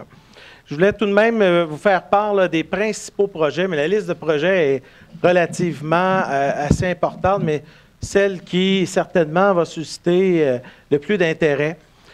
D'abord, vous savez, il y a un important chantier qui va débuter au cours de la prochaine année, mais des prochaines années. Je tiens à le dire que ce n'est pas un petit chantier, celui du boulevard des Seigneurs. Là, on ne parle pas simplement de mettre une couche d'asphalte sur le boulevard des Seigneurs. Là, on parle littéralement de travaux importants qui vont notamment être en dessous. Donc, moi, j'aime utiliser la grosse tuyauterie, finalement, pour le boulevard des Seigneurs. Donc, au cours des 3 prochaines années, il y a une planification. Il va y avoir des consultations auprès des citoyens. Il va y avoir une planification parce que je tiens à vous dire que quand on refait un tel boulevard, ça nécessite une planification qui va être importante avec les citoyens. Donc, une artère commerciale qui est importante pour Terrebonne, le boulevard des Seigneurs, il y a une planification dans le programme triennal d'immobilisation. Le ruisseau de feu, lui, c'est pour 2019. La dépense va être faite pour 2019. Les appels de soumission sont en cours actuellement. Donc, un impressionnant projet, un peu plus de 4 millions de dollars, qui va être réalisé, notamment avec une tour d'observation et des sentiers qui seront plus nombreux que prévu. Donc, phase 1 et phase 2 vont être réalisés. Probablement, les travaux vont commencer là, vers la fin de l'hiver, donc février-mars prochain. Le pôle de la Croisée, donc, pour les gens qui s'y connaissent un peu moins, secteur Est de Lachenay, hôpital Pierre-le-Gardeur, il y a une tour qui est en hauteur, vous la voyez certainement. Alors, ce secteur-là, il y a une école aussi, École des pionniers. Alors, c'est un important lieu d'investissement public, notamment au cours des prochaines années, qui va se réaliser sur plusieurs, je dirais, plans triennaux d'immobilisation. Donc, des investissements, vous savez, on parle d'une bibliothèque, gymnase qui est déjà construit. On a aussi une place publique, j'ai dit bibliothèque, centre communautaire, place publique. Bref, des investissements de près de 73 millions là, au cours des prochaines années qui est déjà démarré et qui va se poursuivre au cours des 3 prochaines années. Donc, dans le secteur Lachenay, pôle de la Croisée. Ensuite, il y a la station d'épuration Lapinière pour les gens de l'ouest de Terrebonne. C'est un investissement de 40 millions au cours des prochaines années. Notre station d'épuration des eaux usées est à maturité, donc vient d'arriver à être une transformation, une modification. C'est un investissement important. C'est probablement le plus gros investissement dans ce secteur là, de toutes les grandes villes, de toutes les villes au cours des prochaines années. C'est un investissement qui est nécessaire pour la ville de Terrebonne et son développement pour l'ouest de Terrebonne et qui est très attendu par les citoyens de Terrebonne, bien entendu. Au niveau d'Urbanova, les boulevards Pierre Dansereau, Gabriel Roy aussi. Quand je dis Urbanova, je dis Urbanova S dans une certaine. Donc, je veux bien situer les gens, plus particulièrement dans le secteur où le nouveau poste de police va être construit. Donc, des investissements pour ces secteurs-là. L'échangeur Urbanova, tant attendu, on a une planification budgétaire. On souhaite le plus rapidement possible avoir une entente avec le ministère des Transports du Québec, mais aussi d'avoir une contribution financière à la construction de l'échangeur Urbanova. Comme vous le savez, on a les autorisations du ministère de l'Environnement, donc les CA sont déjà obtenus par la Ville de Terrebonne au cours de la dernière année. Maintenant, il reste des ententes avec le ministère des Transports, puis bien naturellement, son investissement. La prochaine, les autres éléments, le chemin Gascon, vous le savez déjà, un peu plus de 4 millions de dollars. Les travaux vont débuter au printemps. Alors, la planification est déjà annoncée. Le choix de l'entrepreneur est déjà réalisé. Donc, les travaux, il y a une planification qui va être annoncée. Alors, ça, pour le plan triennal, c'est un projet qui va se réaliser et se terminer en 2019. Donc, un autre investissement, encore une fois, pour une artère commerciale principale, importante à Terrebonne, chemin Gascon, mais aussi le boulevard des Seigneurs. Hôtel de Ville, pour l'année 2019, l'étude va se poursuivre. Il y a une planification budgétaire au niveau de cette étude-là. Il y a toute une analyse qui va être réalisée d'abord du parc immobilier de la Ville de Terrebonne, des enjeux, parce que vous savez, reconstituer donc un hôtel de ville dans un même lieu, ça veut donc dire qu'il y a toute une gestion des bâtiments actuels, comment ils vont être optimisés dans une stratégie. Donc, il y a vraiment une analyse qui va être réalisée. Donc, les premiers pas vont être avancés au cours de l'année 2019. Le quartier de police. Je sais que ça fait 7-8 ans que la Ville en parle. Au printemps 2019, les infrastructures d'approche vont être réalisées. Et à l'automne 2019, le début des travaux pour que ce soit terminé à l'été 2021. Donc, le poste de police moderne, celui qui est tant attendu, qui sera certainement le quartier général de police le plus moderne qu'on a au Québec, va être réalisé et débuter ses travaux dans l'année 2019 et se terminer en 2021. La 337. Les gens doutaient de notre volonté de réaliser un projet et d'avoir une entente avec le ministère des Transports. Nous avons planifié des ressources financières pour réaliser l'élargissement de la 337. Évidemment, ce n'est pas parce que la Ville a prévu des sommes d'argent que ça va se réaliser, mais ce qu'on souhaite, c'est de mettre une pression sur Québec pour avoir une entente dans les plus brefs délais, mais nous avons planifié des ressources financières pour le prochain programme triennal d'immobilisation. Le parc industriel S, donc parc industriel qu'on veut développer, 45 millions de pieds carrés, des investissements qui, à terme, pourraient créer jusqu'à 10 000 emplois dans le secteur de Lachenay, donc à Terrebonne. Certainement l'un des plus grands parcs industriels, un projet majeur et structurant pour l'économie régionale, mais aussi pour Terrebonne, mais aussi pour la région métropolitaine. Des gestes seront posés au cours de la prochaine année et des sommes d'argent sont prévues au plan triennal d'immobilisation. Et finalement, la caserne de pompiers à la Plaine. Le début des travaux est prévu pour le printemps 2020 et on prévoit la fin des travaux pour le printemps 2021. Les ressources budgétaires vont être notamment prévues pour une nouvelle caserne de pompiers dans le secteur de la Plaine. Bien sûr, je pourrais aborder d'autres enjeux, mais vous en avez donc 12 qui vous sont présentés ce soir. Je pense aussi que ça correspond à la vision puis aux priorités qui sont données par le conseil municipal. Ce programme, vous voyez un petit peu là, un peu la subdivision des budgets qui sont planifiés au cours des 3 prochaines années. Je pense que c'est une programmation qui est très importante, qui mise beaucoup sur nos artères commerciales. On a des investissements qui vont être donnés au cours des prochaines années. Et bien entendu, je suis convaincu que ça va assurer notre pérennité de nos infrastructures, puis assurer notre plein développement et la création d'emplois qui vont être soutenus et importantes, comme toujours à Terrebonne. Alors voilà, on parle au niveau des projets de développement. On ne va pas vous faire la nomenclature des projets, mais les investissements privés qui sont déjà dans nos cartons à ce moment-ci, on parle de 725 millions qui sont déjà dans nos cartons pour les investissements privés de 2019 à 2021. Évidemment, en 2019, en 2020, il va s'en ajouter des investissements. Mais ce que je suis en train de vous annoncer ce soir, c'est que déjà, on dépasse ce qu'on réalisait déjà dans les dernières années en termes d'investissement privé sur le territoire de la ville de Terrebonne.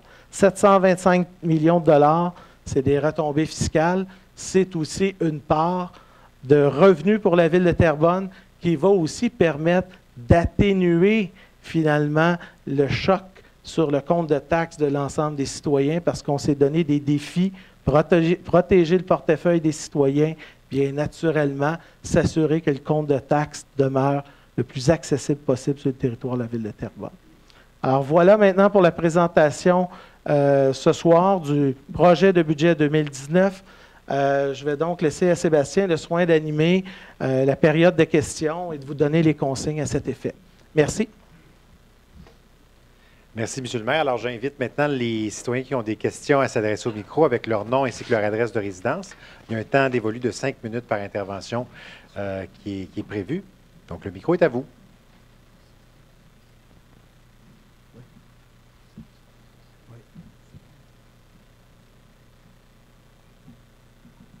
Tout était manifestement très clair. Moi, Sébastien, tu as une question? Ben, moi, j'ai... Écoutez. Ah, parfait. Il y a madame. Si vous voulez juste vous adresser au micro, s'il vous plaît. Je ne suis pas sûr s'il n'est pas allumé. Faites peut-être... Voilà, parfait. Je pense que ça fonctionne. Mon nom, c'est Karine Ouimet. Puis je ne comprends pas pourquoi je dois donner mon adresse, parce que c'est la première fois que je viens ici. C'est généralement, généralement une procédure simplement, comme aux séances du conseil municipal, dans le fond. C'est simplement de circonstances. S'assurer que vous êtes résidente, c'est tout. OK. Mais j'habite sur la rue du Fête-Boisé à Terrebonne. Très bien. OK. Ma première question, c'était par rapport au territoire vert, que vous avez dit qu'il y avait 36,2 du territoire qui était vert. Est-ce que c'est quelque chose qui va rester comme ça ou c'est un pourcentage qui va tenter de devenir plus élevé ou qui va diminuer avec le temps? Je ne sais pas si ma question est claire parce que, vous comprenez, moi, j'ai aucune... C'est pas ma force, moi, C'est correct. Non, mais c'est très clair. Écoutez, d'abord, 36,1 c'est quand même un pourcentage qui est relativement important pour un territoire comme la ville de Terrebonne, surtout quand on se compare. Je pense qu'une des mesures majeures dans le nouveau budget, c'est celle des frais de parc. Parce que, vous savez, le fait que dorénavant, nous allons constater 10 pour les frais de parc sur la valeur marchande et non sur la valeur au rôle d'évaluation. Pour une ville comme Terrebonne, ça peut signifier uniquement pour l'année 2019 l'équivalent peut-être de 4 à 5 millions de revenus supplémentaires en frais de parc avec les projets qui sont annoncés. Sur une période de 20 ans, on peut les estimer de 75 à 100 millions de dollars. Quand c'est des contributions pour les fins de parc, on ne peut pas l'utiliser pour refaire le boulevard des Seigneurs. Ça doit être absolument pour des freins de parc. La loi est très claire à cet effet. Mais des revenus supplémentaires comme ceux-là, ça va permettre quoi? Et certainement, comme je le disais en introduction, les corridors de biodiversité, donc son aménagement, nos parcs existants, mais ça peut aussi servir à l'aménagement de nouveaux espaces verts pour lesquels le Conseil sera appelé à réfléchir et à définir des stratégies. Ce soir, on n'a pas d'annonce supplémentaire à faire, mais à tout de moins, le Conseil municipal se donne les moyens d'agir et de prendre des décisions au cours des prochaines années. Mais à cette étape-ci, je vais quand même dire qu'au cours de la dernière décennie, que ce soit pour le ruisseau de feu et les corridors de biodiversité, la ville de Terrebonne a fait des acquisitions équivalentes à 5 à 6 fois la superficie du parc du Mont-Royal. C'est immense pour la protection de notre territoire. Il n'y a aucune ville dans la communauté métropolitaine qui a posé de tels gestes et nous sommes reconnus par les gestes courageux qui ont été posés au cours des dernières années. Mais aujourd'hui, ce serait pour la ville d'annoncer ses prochains gestes. ce serait une façon, d'une certaine manière, de se mettre dans une spirale de spéculation immobilière. La Ville, généralement, si elle souhaite faire des acquisitions, elle ne l'annonce pas publiquement parce qu'elle veut user d'une stratégie qui est très légale de ce côté-là.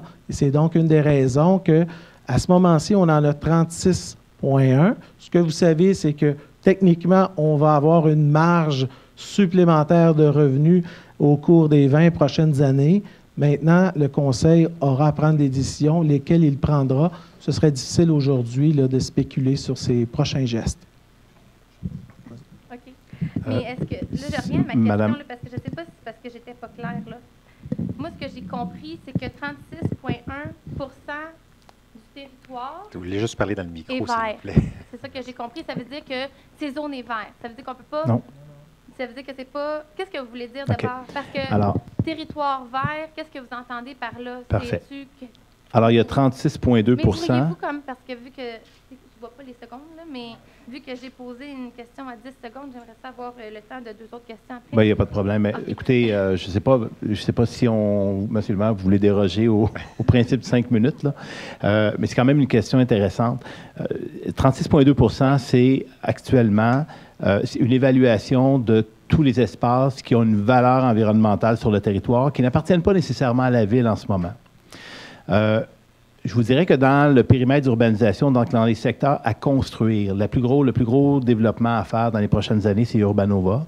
Ce secteur-là est protégé. Donc, dans Urbanova, il y avait environ 40 des espaces qui avaient une valeur environnementale, soit des boisés, soit des plaines humides, soit des cours d'eau. Alors, ces secteurs-là ont été protégés et pour la plupart sont déjà propriété de la Ville. Oui. Alors, Urbanova, on oublie ça, c'est 40 des terrains qui sont préservés. Pour le reste, dans les territoires développables pour les prochaines années, on a le secteur est de Terrebonne, près de l'autoroute 40. Ce secteur-là, actuellement, monsieur le maire faisait référence au ruisseau de feu. C'est déjà protégé, c'est déjà acquis par la Ville, donc ce n'est pas un enjeu. L'enjeu dans l'Est, ce sont les terrains qui sont situés au nord de l'autoroute 640, à l'est de BFI. Il y a un grand îlot boisé à cet endroit-là. Et là, je vais vous ramener peut-être à la façon que maintenant Terrebonne développe. Antérieurement, avant Urbanova, Terrebonne développait comme bien des villes au Québec, c'est-à-dire on travaillait avec le promoteur et on avait une limite dans la loi parce qu'on ne pouvait pas acquérir plus de 10 en fin de parc ou espace vert. Le maximum, c'était 10 Le projet de loi 122 qui a été déposé l'année dernière fait en sorte que maintenant les villes, lorsqu'il y a une caractérisation qui est faite des terrains et qu'on sait qu'il y a, par exemple, dans un secteur, 25 des terrains qui ont un intérêt écologique, la ville peut moduler le pourcentage de parcs et espaces verts selon le projet et selon donc l'étude de caractérisation qui est faite en amont. Alors maintenant, ce qu'on fait, plutôt que d'arriver avec un promoteur, puis le promoteur décide une grille de rue, il l'implante, et là, ce qui reste, c'est dans les parcs, et c'est maximum 10 Ce qu'on fait maintenant, c'est qu'on fait une caractérisation. La première chose qu'on fait, on évalue sur les terrains quelle est la valeur environnementale des terrains, et on s'entend tout de suite avec le promoteur pour faire en sorte que ces secteurs-là demeurent dans le secteur, demeurent donc soit préservés, soit conservés, et servent aussi en même temps à la gestion du projet. Donc, si on a des cours d'eau, des zones humides, ces secteurs-là vont servir, entre autres, dans la gestion des eaux pluviales du secteur. Donc, on va envoyer les eaux pluviales pour nourrir les zones humides, puis éviter qu'il y ait une grande fluctuation d'eau, comme on vit dans les autres secteurs, parce que l'eau est dirigée directement dans la rivière. Les zones humides font un peu une espèce de zone tampon. Alors, pour les secteurs en zone prioritaire de développement, les enjeux sont minimes, parce que la plupart des terrains vont être soit caractérisés ou sont déjà acquis par la Ville. Les enjeux sont en zone agricole. Et en zone agricole, actuellement, avec le cadre légal qu'on a, bien, en fait, oui, avec le MAPAC, la CPTAQ, la CMM. Donc, on n'a pas, la Ville, le pouvoir d'empêcher un agriculteur qui veut, par exemple, abattre un boisé et faire de la culture.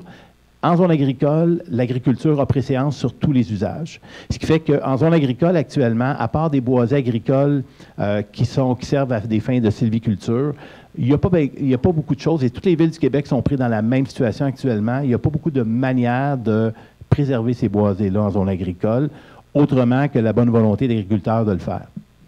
Je ne sais pas si c'est plus clair pour vous. Oui. Mon autre question, c'était par rapport à la tarification des piscines. moi, je trouve que c'est vraiment une bonne idée, même que 15 là, ça aurait dû être vraiment plus que ça, là. 15 piastres, là. C'est comme quand que je vais au IGA et qu'on me dit, voulez-vous un sac, c'est 5 cents, là, ça devrait être 1 piastre, le sac, là. Je te jure que tu amènerais tes affaires dans tes mains. Sauf que le 15 piastres, dans le fond, ce que j'ai compris, dans le fond, comment est-ce qu'il va être réinvesti? Parce que ce que je comprends, c'est que c'est par rapport à l'eau. L'eau, j'associe ça plus à l'environnement. Puis là, ce que j'ai compris, là, c'est qu'il va être déposé dans le manque à gagner. C'est un revenu municipal, mais vous savez que dans les revenus municipaux, vous avez aussi des dépenses. Notamment au cours des prochaines années, vous avez vu avec la STEP Lapinière, donc un investissement de 40 millions, oui. Mais on a aussi une série d'investissements en infrastructure pour assurer la pérennité, que ce soit les stations de pompage, etc., qui vont être faits au cours des prochaines années. Alors, pour nous, le fait d'avoir des revenus nous permet aussi de maintenir et d'accélérer nos investissements par l'entremise de la RAIM, la Régie d'assainissement des eaux usées. La RAIM et l'autre, c'est la RATUM. Là. Alors, globalement, on est en régie avec la ville de Mascouche. Alors ça, c'est important de dire que oui, il y a un revenu, mais on fait aussi des décaissements d'investissements qui sont souvent en immobilisation, qui vont être amortis sur plusieurs années, mais il y a aussi des investissements pour maintenir ce réseau qui est actuellement en cours là, sur le territoire de la ville de Terrebonne. Vas-y, Nathalie. Excuse-moi. Juste au niveau de la RAIM, il va y avoir des investissements qui sont prévus parce que le réseau d'aqueduc, présentement, ne suffit pas à la demande dans le secteur Lachenay. Donc, avec les investissements, avec les nouvelles propriétés qui s'en viennent, il va y avoir justement un investissement de ce côté-là parce que présentement, on fonctionne dans certains secteurs. On va prendre de l'eau, si on veut dire, à Repentigny parce qu'on est en manque d'eau. Alors, on va agrandir le réseau d'aqueduc. Oui, je comprends. C'est juste que ça aurait été intéressant que ça les Peut-être vous préciser que les revenus anticipés par rapport aux 15 $, c'est 260 000 $. Bien, je sais. C'est pour ça que ça aurait dû être plus que 15 $. Mais en fait, on n'ira pas loin avec ça, là. Oui, mais en fait, déjà, c'est un début. Puis je pense que c'est quand même une mesure qui est audacieuse, qui respecte le principe d'utilisateur-payeur. Ce que vous nous posez comme question, c'est est-ce que ça s'en va dans un fonds dédié à l'environnement? Oui. La réponse est non. Par contre, le total des investissements en environnement à la Ville dépasse de beaucoup 260 000 $. Donc, c'est en termes de millions de dollars. Alors, ça participe à ça de toute manière. Oui. Ça aurait été intéressant d'en mettre plus parce que... Je comprends, mais vous savez que le payeur de taxes, lui, il a un compte de taxes à payer. Il souhaite qu'on maintienne aussi sa capacité de payer. Elle doit être relevée. Puis, comme vous le voyez, la grande majorité de nos revenus proviennent de la taxation foncière. On n'a pas beaucoup de marge de manœuvre pour aller chercher de nouveaux revenus.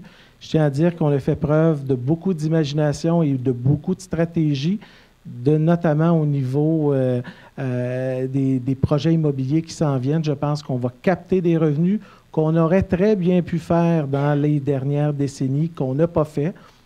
Pourquoi? Ça, malheureusement, je ne peux pas l'expliquer. Moi, je suis là depuis 1 an, mais aujourd'hui, on pose ces gestes-là, puis on pense que ça va contribuer à atténuer le choc sur le portefeuille des citoyens, mais surtout nous permettre de faire de nouveaux investissements plus ciblés, notamment en environnement, qui est un thème cher avec le plan vert qui s'en vient au cours de la prochaine année. Oui. Je vois qu'il y a une dame en arrière de vous. Oui, peut-être. Si c'est possible, peut-être de conclure rapidement avec votre question pour qu'on puisse passer à la... Je vous dis merci, là, mais c'est juste qu'il ne faudra pas attendre qu'on porte des masques comme en Chine pour décider de mettre plus d'argent dans l'environnement. Ce n'est pas notre objectif. Merci. Merci. Bonsoir. Bonsoir, Hélène Michaud, secteur La Plaine. J'aimerais savoir, de ce que je comprends, au compte de taxes globales, le fonds vert l'englobe, dans le sens qu'il n'est pas comptabilisé de façon individuelle. Ma question est à savoir, est-ce qu'on peut avoir une colonne spéciale où est-ce qu'on peut voir justement les investissements qui sont faits en environnement et les revenus qui viennent? Vous avez quand même des revenus qui viennent de part et d'autre de chacun des gouvernements, des subventions, autres. Bref, ça aurait été intéressant qu'on ait une colonne spéciale spécifique à l'environnement. Madame Michaud, peut-être pour d'abord répondre à votre question. Vous savez, ce soir, c'est une présentation budgétaire et non l'étude des crédits. Donc, il faut faire la distinction. Mais j'en profite parce qu'il n'est pas entériné. Oui, c'est ça. Mais ce que je veux dire, c'est que cette démarche de présentation budgétaire, pour nous, ça reste quand même, il y a des étapes. Je ne pense pas qu'on est rendu à une étape d'être à l'étude des crédits en plus. Je pense que c'est un travail qui est à un autre niveau. Il faut qu'on ait cette capacité-là. Mais vous avez vu dans les annonces budgétaires, déjà la présentation ce soir en termes d'information. Moi, je lance un défi. C'est quand même assez détaillé, l'information qui est communiquée à la population. C'est relativement très détaillé. Je pense que la désignation aussi d'une personne et d'une commission avec Mme Bellavance qui va littéralement aussi faire le suivi budgétaire, comme nos gouvernements provinciaux et fédéraux, avec un comité, une commission à cet égard, avec une présidence du Conseil du Trésor. On s'en va vers là, mais je ne pense pas qu'on est rendu aujourd'hui d'avoir une présentation détaillée, mais c'est une information qu'on peut certainement obtenir, donc pour l'enjeu de l'environnement. Puis je pense que ça va être intéressant aussi que dans le diagnostic qui va être réalisé pour le plan vert au cours de la prochaine année, il va y avoir des consultations à cet égard. Ça, pour moi, il y a une belle introduction de dire qu'est-ce qu'on fait en ce moment et quels sont nos investissements et vers quoi on s'en va au cours des prochaines années. Parce que ce que je répète souvent, le budget municipal, c'est comme un gros panier d'épicerie. Tu as 300 $ pour faire ton épicerie, puis à la fin, quand tu rajoutes des choses dans le panier, il faut que tu réfléchisses à en enlever. Parce qu'à la fin, tu as toujours le même 300 $ pour remplir ton panier. Et ça, c'est un enjeu qu'on a comme ville et toutes les villes du Québec. Puis ça nous amène à faire des choix stratégiques. Puis des fois, on va se poser la question, c'est mieux de mettre 75 000 $ à tel endroit ou plutôt de le mettre dans un autre endroit où il y a plus d'impact? Bien, c'est ce genre de discussion qu'on peut avoir lorsqu'on a une information qui est transparente. Je comprends ce que vous dites, mais en même temps, ce que j'amène, c'est que dans l'implantation de ce que vous faites présentement au niveau du 15 $ au niveau des piscines, ou bref, de tout ce qui est le changement au terme environnemental, lorsqu'on peut faire cette quantification-là précise, on donne des signaux importants au gouvernement. Et ces signaux-là font en sorte qu'on va aller chercher justement les aides financières qu'on a besoin pour améliorer encore plus le processus. Bon, bref, c'est une question environnementale. Je pense aussi que c'est une très bonne recommandation qui avait été donnée par le ministère du Développement durable à l'époque et qui n'avait pas été mise en branle encore dans les municipalités. Ça date d'il y a 7 ans. Donc, je pense qu'à quelque part, il est peut-être temps qu'on y pense. Bon, bref, j'en profite pour vous le demander. Merci. L'autre chose, vous avez un surplus au niveau de la RAIM. J'aimerais savoir, est-ce que le surplus cumulatif au niveau de la RAIM est cumulatif sur combien de temps? Sur les 2 dernières années ou le trimestre en tant que tel? Ou il y a un cumulatif qui a été fait, mais c'est pas clair, là. Par rapport à ce qui a été présenté tantôt? Ben, en bref, on parlait d'un cumulatif au niveau de la RAIM. OK? Bon, la RAIM, elle ne concerne pas juste la ville de Terrebonne, on se comprend. On est dans un secteur MRC. Donc, quel est à peu près le surplus cumulatif sur combien d'années à peu près? Bien, ce qui nous a été présenté, le surplus qui nous a été présenté, c'est ce qui va nous revenir, qui va nous être transféré dans les coffres de la RAIM, étant donné eux ont leur propre surplus. Puis comme on a expliqué tantôt à la dame qui s'est présentée, il y a des surplus réservés aussi au niveau de la RAIM parce qu'il va y avoir des infrastructures à refaire qui s'en viennent bientôt. Et oui, ils ont aussi des surplus non réservés, mais c'est très limité. Alors, on les suit dans le budget. Je siège avec M. Yann Maisonneuve. On est plusieurs à siéger là-dessus et on vérifie ça. Et qu'est-ce qui fait que, tout d'un coup, on reçoit justement un transfert de surplus de la RAIM vers la ville de Terrebonne? Bien rapidement, je tiens à vous dire qu'au cours de la dernière année, c'est une nouvelle administration, des nouveaux élus. On arrive dans chacune des structures qui sont actuellement en place, nos partenariats, nos régies. On a fait une analyse complète de la situation financière de nos organismes paramunicipaux, la RAIM, etc. Et actuellement, on arrive avec des nouveaux critères sur tous les enjeux des surplus cumulés, des surplus libres dans chacune de ces organisations-là. Et notre trésorière, Mme Bellavance, avec aussi la ville de Mascouche, on en est arrivé à rencontrer les gens de la trésorerie et le conseil de la RAIM et pour identifier avec eux l'ensemble des éléments budgétaires qu'ils avaient. Et suite à des discussions avec eux, on en est convenu qu'il y avait une marge de manœuvre non récurrente, donc un surplus dont les 2 villes, on a fait le choix de rapatrier dans nos budgets municipaux. Ce que ça veut dire, c'est qu'on n'a pas vidé les coffres de la RAIM. Entre guillemets, nous sommes assurés que les surplus, les surplus de la RAIM, plutôt que de rester dans leur compte bancaire, soient rapatriés par la ville de Terrebonne et de Mascouche. Et le montant devait être aux alentours d'à peu près 1,2 million, donc une quote-part pour Terrebonne, puis une partie pour Mascouche. Et c'était aussi une recommandation de la vérificatrice générale dans son dernier rapport. Et donc, on a appliqué cette recommandation pas un an plus tard, maintenant. OK, donc c'était des recommandations. Oui, exactement. Puis pour vous rassurer aussi, ce que Mme Lefebvre a mentionné tantôt, à même notre commission, au courant de la prochaine année, on va établir une politique justement sur les surplus réservés et les surplus libres, à savoir ce que nous, on compte faire à la Ville de Terrebonne et nos entités aussi autour de nous, c'est-à-dire la RAIM, la RATUM et toutes les associations qui sont autour de nous. Donc, au même titre que la municipalité rend les comptes au MAMO, là. Exactement. Oui. Parfait. Bien, merci beaucoup. Merci. Merci. Vous identifiez, madame. Bonjour. Merci. Bonsoir. Mercure, j'habite sur la côte Terrebonne. Vous avez parlé que vous alliez mettre des sous pour les systèmes d'égouts puis partir une nouvelle station de pompage des eaux usées. C'était Plapinière, oui. Oui. Moi, j'habite sur la côte Terrebonne. Il y a eu beaucoup de nouveaux développements. Là. Moi, quand j'avais encore des chevreuils dans ma cour il y a une couple d'années, vous comprendrez qu'il n'y en a plus. Fait qu'il y a eu Plaisance qui s'est développée et Urbanova. Il y a eu des améliorations au niveau de la station d'eau au coin du truc d'autobus. Là, je voudrais savoir, moi, j'ai encore une fosse septique. Y a-t-il un moment donné dans tous vos beaux projets que la côte Terrebonne qui est sur le bord de l'eau puis qu'on rejette...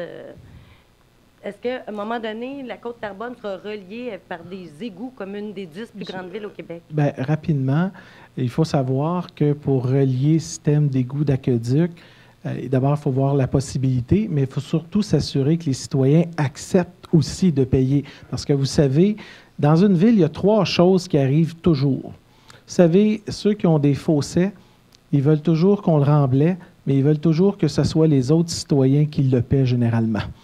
Les murs anti-son. Tout le monde qui reste sur le bord d'une autoroute veut un mur anti-son, mais veut surtout que ce soit les autres citoyens qui paient le mur anti-son. Et le 3e élément, c'est les infrastructures, comme la rue, l'aqueduc, et etc. Comme vous le savez, c'est toujours à la charge des résidents et donc à 100 %. Comme par exemple, sur mon compte de taxes, j'ai un montant de 750 $ que je paie à la Ville pendant 15 ans. J'ai assez hâte parce que pour mes infrastructures de base, dans 2 ans, mon compte de taxes va baisser de 750 $.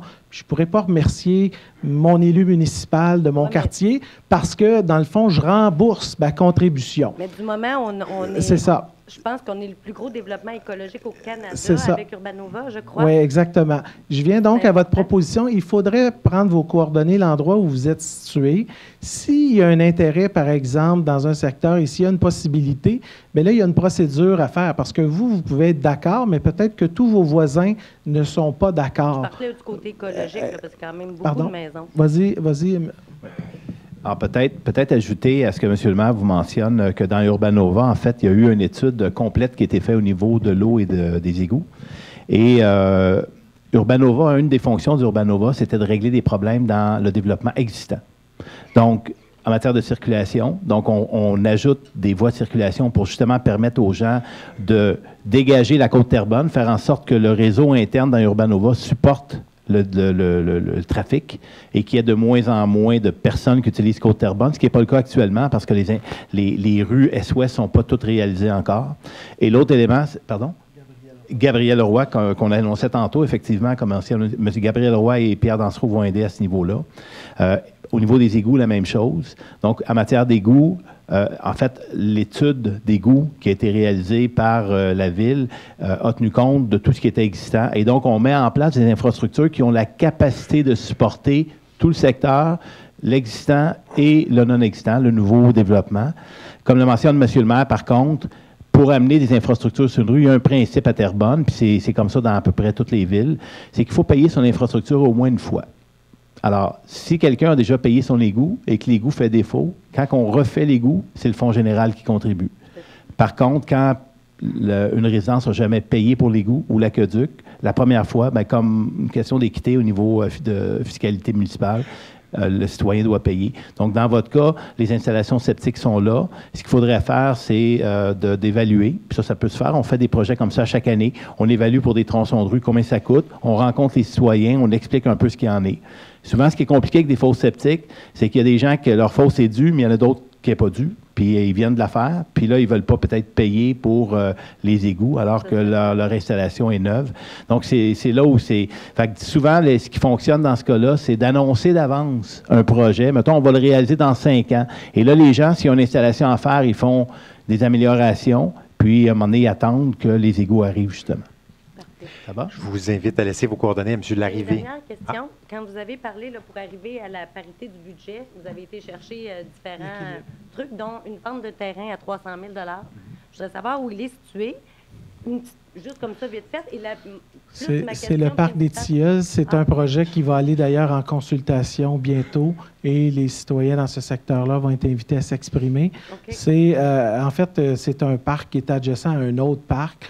Et il va y avoir une consultation publique. On anticipe sa vente. Ça se peut que ce ne soit pas le cas, mais je tiens à vous dire qu'au cours des 2 à 3 prochaines années, on a une série d'actifs fonciers qui vont être disponibles et qui pourraient être vendus à tout moment, ce qui fait que des revenus au cours des prochaines années, on les anticipe. Donc, des actifs immobiliers vont devenir des actifs financiers.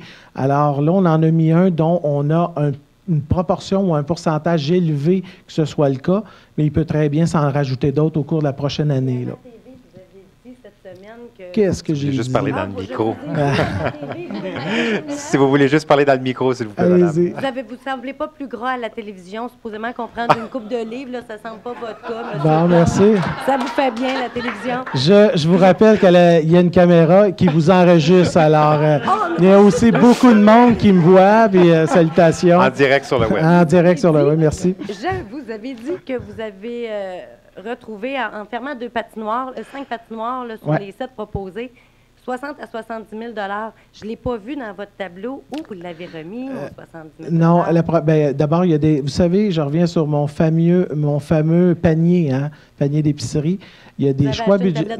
Non, absolument pas. Non, au contraire. Il y a des nouveaux investissements qui ont été faits, par exemple, dans le budget. Que ce soit, par exemple, au niveau... puis je pense que c'est une priorité qui ressort dans tous les quartiers, puis les élus l'ont fixé. C'est toutes les mesures d'atténuation de la vitesse avec des stratégies pour réduire dans les quartiers, surtout les zones résidentielles familiales. Alors, on a octroyé un nouveau budget qui n'existait pas pour des mesures structurantes au niveau de la vitesse dans les quartiers. Alors, vous savez, des fois, un budget, on peut décider qu'on a une patinoire, qu'il y a une personne ou 2 à l'heure qui y va. Et on décide de le réoctroyer. Mais vous savez, un budget, il y a des entrées, il y a des sorties. Alors, parfois, on peut prendre de l'argent et de la renvoyer dans d'autres stratégies. Mais c'est juste que je vous avais vu dans l'exercice, mais je ne voyais pas ce 60. Écoutez, on n'est pas allé dans il y en a plusieurs montants. Ce que je peux vous dire, c'est que dans les stratégies d'optimisation, notre objectif, c'est que des fois, on peut avoir un moins dans certaines dépenses du budget municipal, mais pour lequel on va avoir des plus dans d'autres dépenses municipales.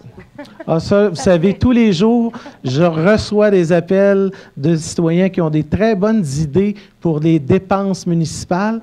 Je tiens à vous dire que je reçois beaucoup moins d'idées du côté du volet des revenus pour compenser. Alors, on attend vos suggestions. Alors, merci.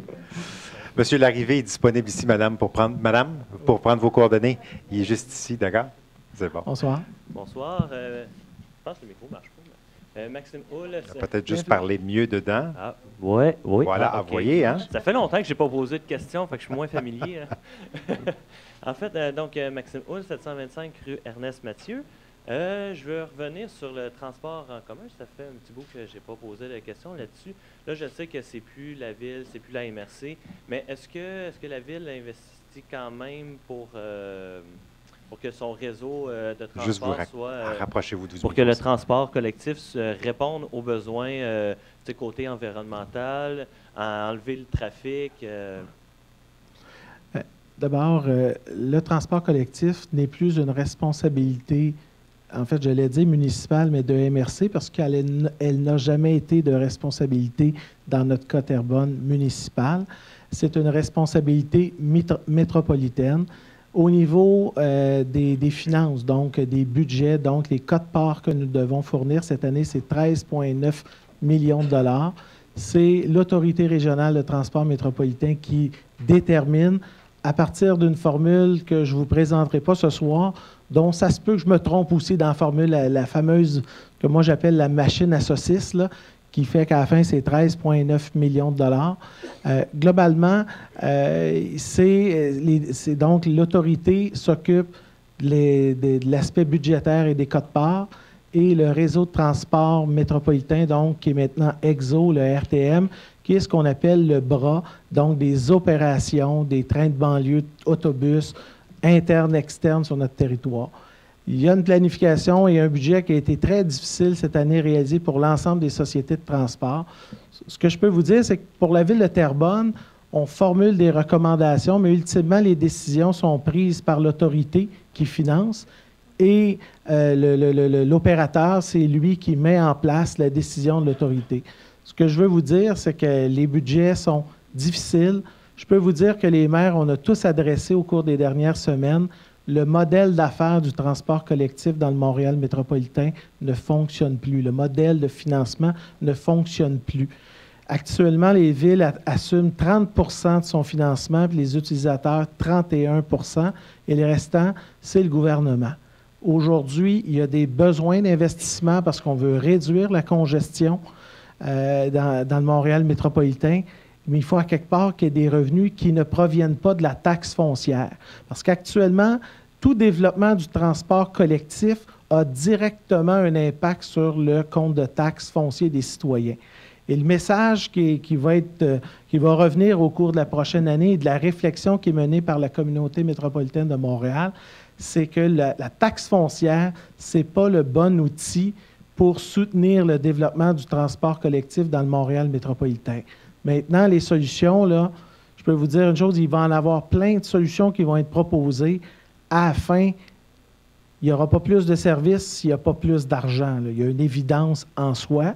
Alors, je pense qu'il va y avoir des décisions puis des orientations qui vont être prises à la fois par le gouvernement et par l'ensemble des municipalités. Mais là où nous tenons notre bout, notamment dans les maires de la communauté métropolitaine de Montréal, c'est que nous ne voulons plus que la taxe foncière soit le rempart pour de l'investissement dans le transport collectif. On ne peut plus faire supporter sur les épaules du résidentiel, même du commercial, etc., la croissance des dépenses au cours des prochaines années. Il faut revoir le modèle de toute évidence. Merci beaucoup. Merci. Est-ce qu'il y a d'autres questions? Non? Alors, cela conclut la soirée. Merci de votre présence et à la prochaine. Merci.